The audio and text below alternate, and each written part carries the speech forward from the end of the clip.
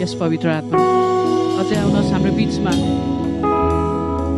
हामी एउटै मन र हृदयको भएर परमेश्वर परमेश्वरलाई हामी बोलाउँछौँ। नजिक आएर मात्र होइन, छोएर मात्र होइन, येशू हामीलाई पूर्ण रूपमा तपाईँको हुन दिनुहोस्। हामी तपाईँसँग जोडिन चाहन्छौँ। तपाईँ बिना हामी एक पल हामी अलग रहन सक्दैनौँ पवित्र आत्मा। तपाईँलाई घनिष्ठ रूपमा चिन्न, सबै थोकलाई बेची त्यो मोती किन्न। तपाईँलाई घनिष्ठ रूपमा चिन्न, सबै थोकलाई बेची त्यो मोती किन्न।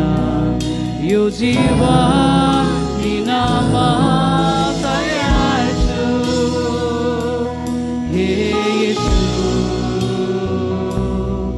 तपाईको आराधना गर्न बनिएको छु। यही नै हो जीवनको अर्थ मेरो।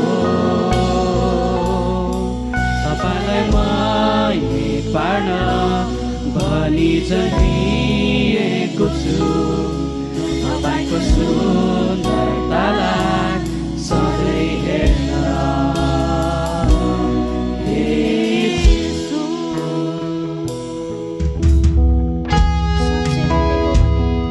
ख्रीष्ट येशू मेरो प्रभु र चिन्न पाउने अमूल्य कुराको तुलनामा सबै कुरालाई म मानिने ठान्दछु र सम्पूर्ण रूपले म उहाँमा भएको मान्न सक्छु।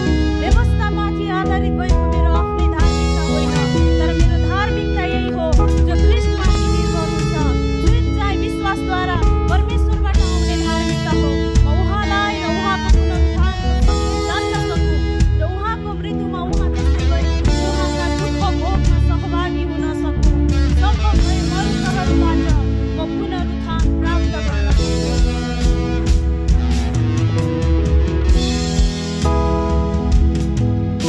वचनको गहिराइमा तपाईँलाई भेट्न, पवित्र आत्माको प्रकाशलाई देख्न। वचनको गहिराइमा तपाईँलाई भेट्न, पवित्र आत्माको प्रकाशलाई देख्न। सबैको दिन म तयार छु, हे येशू।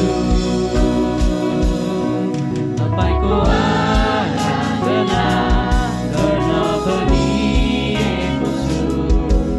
यही नै हो जीवनको अर्थ मेरो।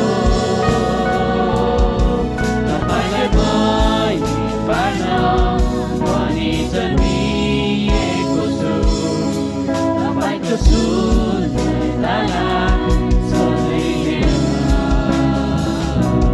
हे येशू। यसैले आउँछु फेरि नजिक,